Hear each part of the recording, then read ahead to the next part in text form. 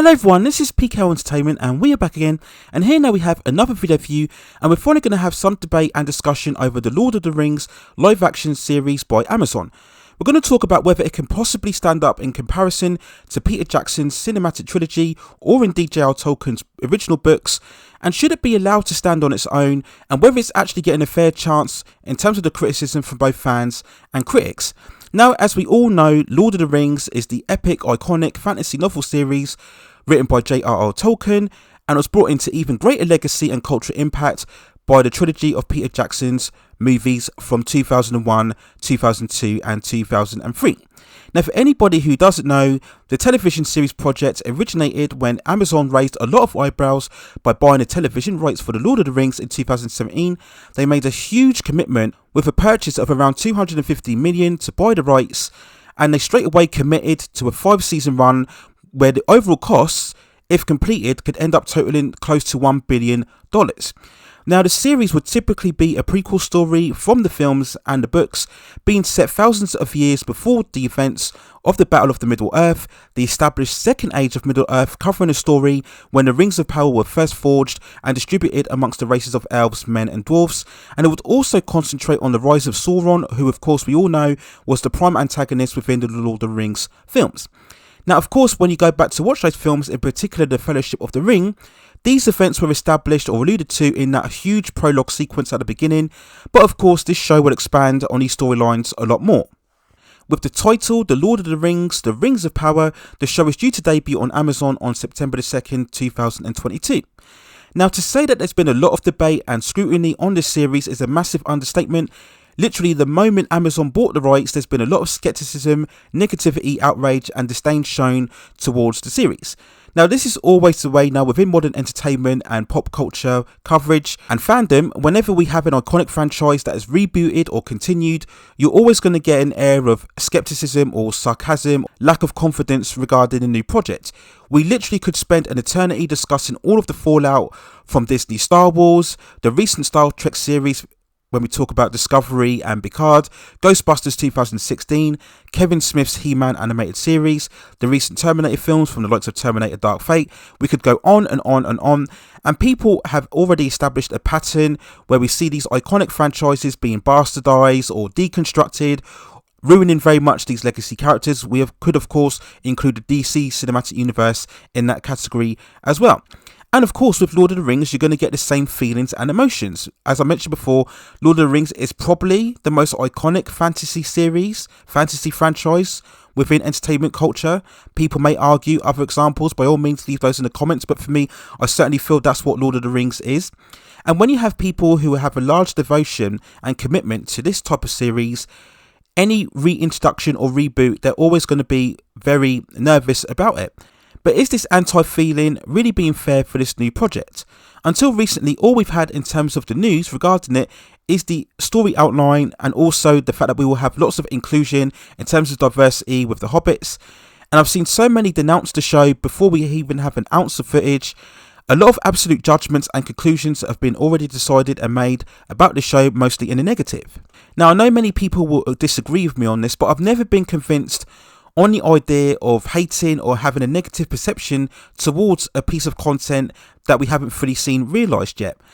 By all means, if you don't like the idea of something or the direction that they're taking a certain character in, and you prefer not to see it, not to watch it, not to really invest in it, that's something different. But I've seen so many people online really denounce this show, and to be honest, I think there's been a bit of a harsh reaction towards this Lord of the Rings so far.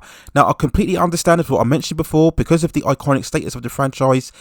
But to make such absolute statements before we've even seen any footage prior to recently, I think is a bit extreme and a bit harsh overall. Now, for me personally, and for a lot of fans, The Lord of the Rings, in terms of the movies, remains the greatest cinematic trilogy of all time without question. So, of course, you're going to have the expectation standard that will always cast a shadow over this series. And when they announced it, to be honest with you, I wasn't really that interested, as I feel prequel stories are really a lazy choice by showrunners and writers, as they already have that set backstory that they can rely on and fill certain gaps in between, as opposed to being bold and really taking the continuity forward with newer stories and newer characters. I always feel that's the best way to take any kind of franchise. This is something that's a burning issue, particularly with Star Wars and Star Trek, where it seems that we can never let go of the past. And as we've seen also with Cobra Kai, which has proven that very much you can take these characters and move forward with new ideas, new continuity. So I haven't really covered any of the series headlines prior to this within the channel, as there wasn't really anything really worth talking about. Until recently, all we had was a strange little 2-minute, almost like a PowerPoint presentation that didn't show any footage of the show. We had some posters showing some characters holding certain bracelets and weapons. So now we go on to recently, where we had for the first look within this Lord of the Rings series with a teaser trailer shown at the Super Bowl. And overall, having watched it, I have to say I was quite indifferent and underwhelmed to it. There were some nice visual shots, but nothing outstanding. The aesthetic overall looked a bit too clean, it looked a bit too processed. It did have that very much of a Disney look about it. It had more of that look from the Narnia films, if you remember, going way back, rather than the Lord of the Rings films. And don't get me wrong, I actually liked the Narnia films, both The Lion, the Witch and the Wardrobe, and especially Prince Caspian, but Lord of the Rings shouldn't look like Narnia. Okay, Narnia is very much more of a children's novel, I would say, whereas Lord of the Rings is far more of your adult fantasy series. So really, when we think about Lord of the Rings, there should really be far more of that grit, that real physical feel, that real primal feel about it. Now, to be fair, this story is, of course, thousands of years before that era, so we shouldn't expect it to look exactly like the vision that we saw within the films, because it's a different era, it's a different time. So that is more than a fair argument, but at the same time, you just want something that looks a bit more tangible, I would say, than what we got within this first trailer. Now, I suppose the money shot throughout this trailer was that shot of Galadriel, a younger version, hanging onto the cliff with one dagger. That was probably the most impressionable shot without this trailer. Now, I've seen people take a certain amount of issues because they've taken Galadriel and in her younger days, they've made her far more of this warrior. Of course, when we go back to the movie, she was far more of a magical, mystical being in many sense, rather than an out-and-out warrior. I've seen a lot of people take some issues with certain photos. This one here where we see a younger Galadriel in her armour. And I've got to be honest, I didn't really see much issue in this. Does having Galadriel in her younger days be a warrior, does that affect anyway what she is when we see her later on in the films? I don't think it does, because Galadriel is a character that has lived for many centuries. So having a phase where she's much more of this warrior-like personality, I can't really see any two issues with that. But of course, we have to wait till we get greater context when we watch the series. And again, when we look at this series, we're going to get younger versions of both Elrond and Isildur as well, who we know are very prominent figures throughout the cinematic trilogy as well. And again, I just feel we need more scenes, more context before we can make a full judgment overall. But in terms of this trailer, it really didn't leave a lasting impression for me. And to be honest, for the amount that they spent, and surely knowing of the divisive reaction towards the series, I would have thought they would have gone all out to make a far stronger impression for the first trailer, to try and prove the doubters wrong, and again really try to immerse us in the fact that this is truly an epic Lord of the Rings series. So honestly, I would have wanted to see more. Not that it looks terrible, but it looks a bit bland. It just looks a bit ordinary. But at the same time, it's not the worst thing ever. It's not an abomination. It's not a disaster. It's not going to destroy the Lord of the Rings franchise. It's not going to affect the legacy or the impact of the books or indeed the film. I think another issue really is that post the Lord of the Rings trilogy and its impact, we've had so many fantasy movies and stories and series. So the whole attraction of a big epic fantasy series with a huge budget has kind of lost its luster at this stage. You have to remember we were at a far different time when we had the emergence of the Lord of the Rings trilogy. Although we had fantasy films and series, of course, way back throughout the 80s and 90s, not on that scale, not with that real fervour and imagination had we seen it for a long time. But now a fantasy series is very much the norm in many ways.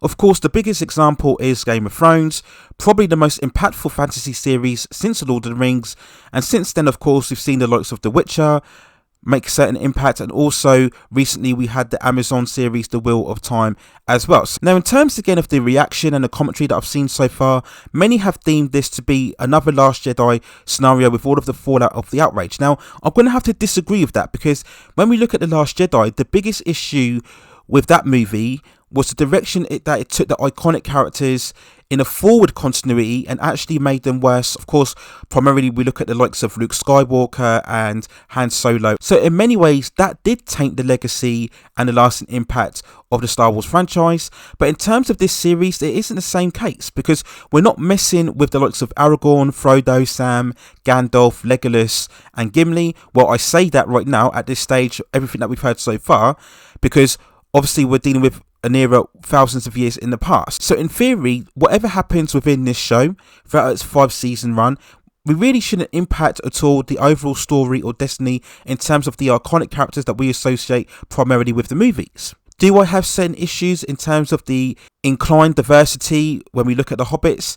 Yes, I do, because I'm someone who doesn't believe in infusing race swaps or race changes in order to expand your audience. The audience should be expanded through the use of your storytelling rather than the changes of certain ethnicities. But that's still not enough to get me fully outraged with the show. It's all about the story at the end of the day and the characterization. And most importantly, the respect and treatment of the franchise as a whole. If this series can somehow have a similar tone and feel and imagination and excitement of the Lord of the Rings, with at the same time respecting the history and the lore and the mythological impact of the series, then I think it should be given a far more of a fair shake and appraisal than what I believe it's currently getting at the time. So those are my overall thoughts and feelings regarding the Lord of the Rings Amazon television series. Let me know what you think in the comments below. Do you think this is indeed a series that's dead on arrival, or do you feel it should be given far more of a chance? At the very least, let's see the first couple of episodes or the first season before we can make a full judgment. Or do you think it doesn't fully deserve that respect and it should be written off straight away and immediately? Let me know what you think in the comments. And of course, when the show does arrive, I will provide reviews for both the opening episode and also the season overall. And if there are any episode standouts within the first season, I will cover that as well within this channel. So those are my thoughts. Let me know what you think in the comments below. Please also hit and like the subscription and notification buttons so I can provide you with more high quality content like this in the future. But that's it for now. Take care of yourselves, stay at safe distances, and I will see you very, very soon.